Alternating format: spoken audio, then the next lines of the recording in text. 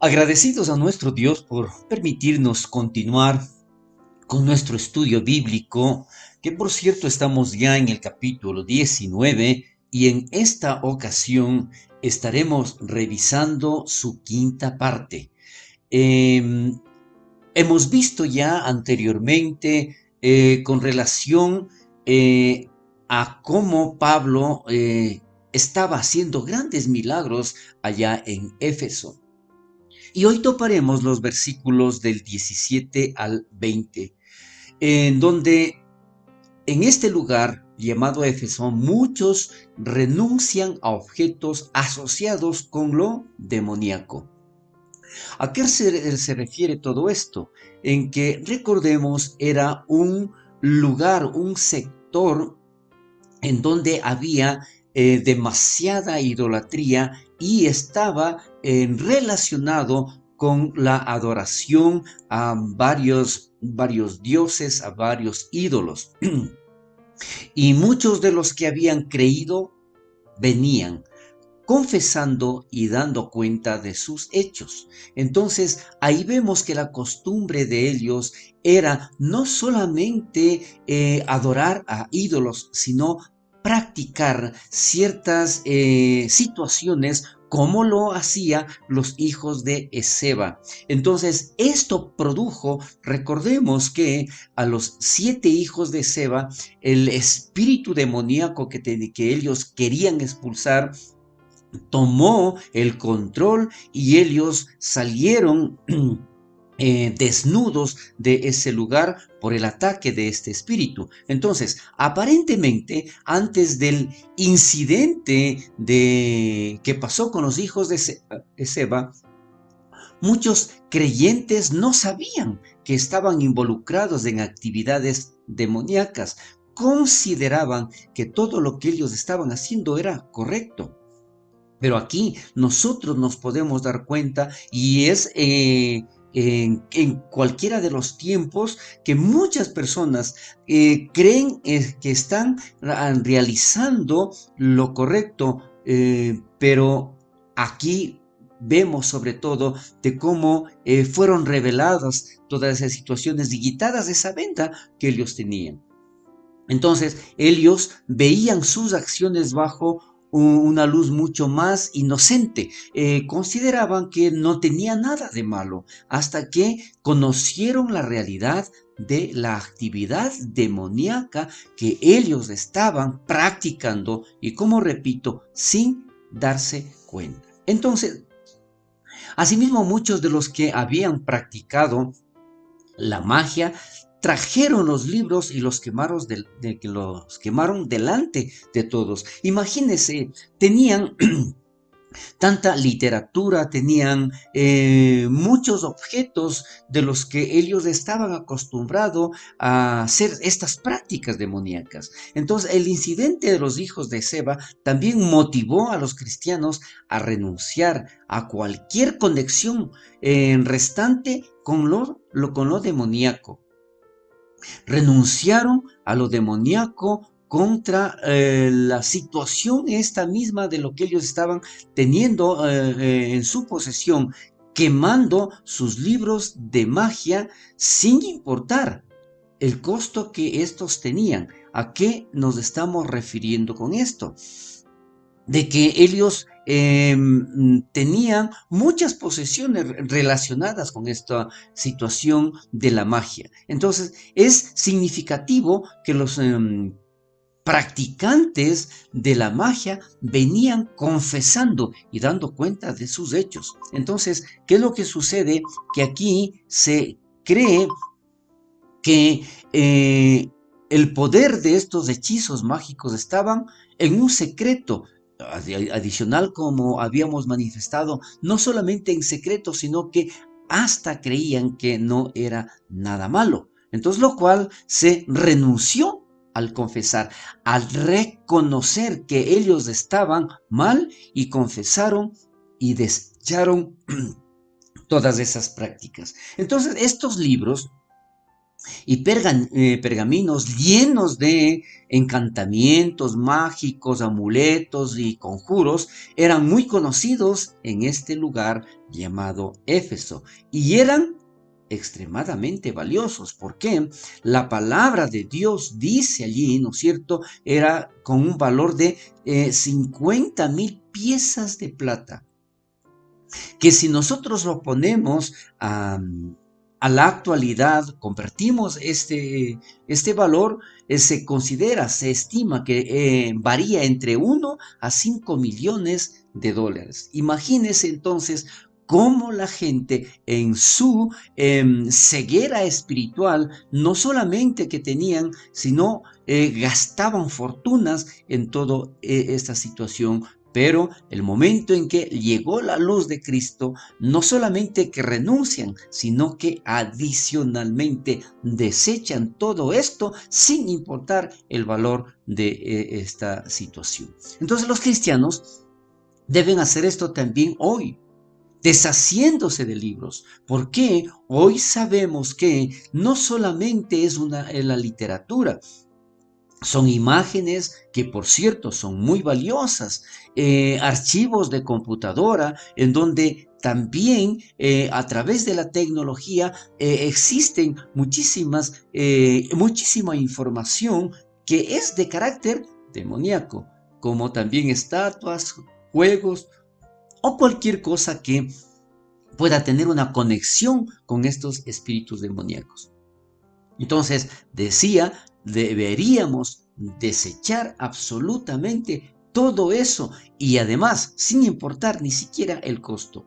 También deberían destruirlos para que no sean utilizados por otras personas y probablemente de forma inocente. Entonces, tendrán suficiente tentación en una propia cabeza sin tener que ir tras estas cosas. ¿Por qué? ¿Por qué se dice todo esto? Lamentablemente hoy existen varios tipos de objetos, de información, de literatura que están contrarias a lo que realmente hace bien. Entonces, hay algún hábito probablemente, alguna práctica que tengamos que esto darnos cuenta que está contaminando el alma.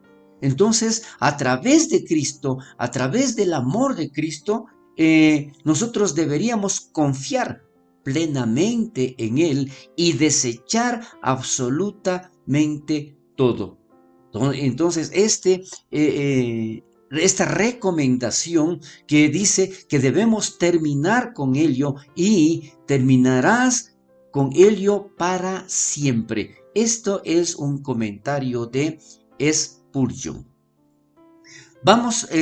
Continuamos con estos mismos versículos del 17 al 20, en donde también se menciona que así crecía y prevalecía poderosamente la palabra del Señor. Se da cuenta entonces cómo el Espíritu Santo estaba obrando, cómo el Espíritu Santo estaba tocando los corazones de gente que lamentablemente estuvo en la oscuridad, considerando que ellos estaban haciendo bien. Entonces, al llegar la luz de Cristo, esto demuestra claramente que el resultado final valió la pena.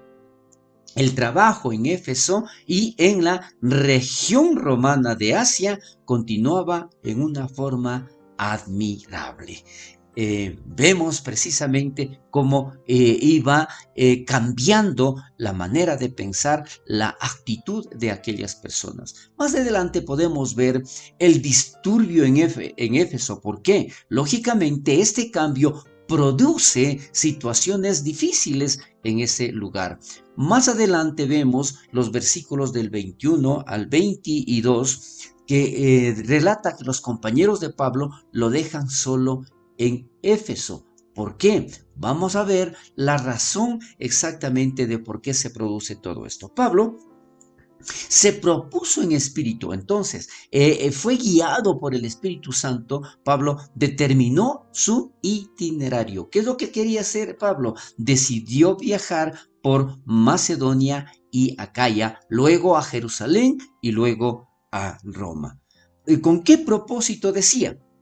Lucas no lo menciona aquí. El escritor de los Hechos de los Apóstoles no lo menciona, pero sabemos que una de las razones principales por la que Pablo quería pasar por estos lugares de Macedonia y Acaya y luego a Jerusalén era porque quería recoger y entregar una ofrenda que había estado recolectando de otras iglesias para ayudar a la iglesia de Jerusalén. Esto está mucho más claro, ahí lo podemos leer en el libro de Romanos capítulo 15, de los versículos del 25 al 31, como también en la primera carta de Pablo a los Corintios, en el capítulo 16, de los versículos del 1 al 4. Entonces, ¿qué es lo que sucede? Dice, me será necesario ver también a Roma. ¿Qué es lo que Pablo quería? También quería volver a este lugar en donde refleja la pasión de Pablo, no solamente por visitar y servir a la comunidad cristiana, que ya se encontraba ahí, sino que era la pasión de seguir predicando, de confirmar cómo estaban esos lugares, el movimiento del Espíritu Santo en todas esas personas. Entonces, esa pasión también es mencionada acá en Romanos capítulo 1, de los versículos del 8 al 15. Y enviando a Macedonia a dos de los que le ayudaban. Aquí vamos a ver, Pablo envía tanto a Timoteo y a Erasto, porque Pablo los envía a ese lugar, mientras que él permanece en Éfeso, en el lugar de Asia, por un tiempo.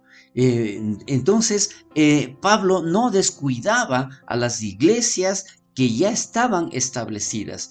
Él estaba tratando de reforzar siempre todo esto. Entonces, de los que ayudaban, menciona aquí la palabra de Dios, dice, una parte importante del trabajo de Timoteo y de Erasto era ayudar a Pablo.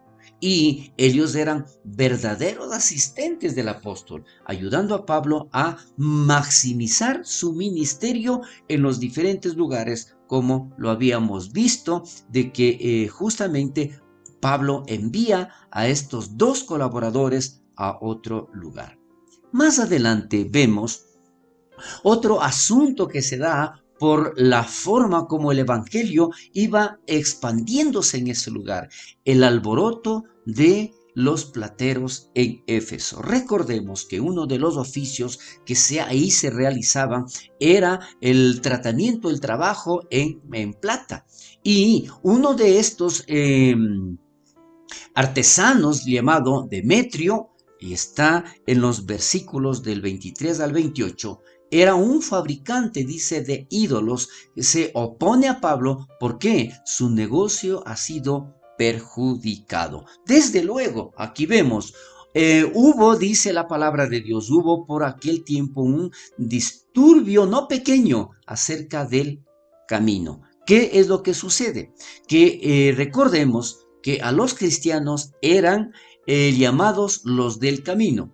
Cuando la obra estaba yendo muy bien y cuando Pablo estaba pensando en dejar Éfeso, surgió otro disturbio. Una vez más, por tercera vez en el libro de Hechos. Y en este capítulo, la segunda vez, el movimiento cristiano es llamado los del camino. Entonces, a los del camino, ¿no es cierto?, hubo disturbios contra los del camino, hubo estos disturbios. Vamos a ver, dice que hay peligro de que nuestro negocio venga a desacreditarse, sino también que el templo de la gran diosa Diana sea estimado en nada y comience a ser destruida la majestad de ella. Entonces aquí vemos exactamente que uno de los argumentos que expone Demetrio era precisamente este asunto, que les hace ver que había un riesgo muy grande con relación a que el templo de Diana pueda ser destruido. Y recordemos, en ese lugar le consideraban una diosa en todo lo de Éfeso. Hasta aquí nosotros vamos a llegar con nuestro estudio bíblico y vamos a proceder a explicar mejor esta parte del templo de la diosa Diana. Estamos entonces, la próxima semana continuamos con esto.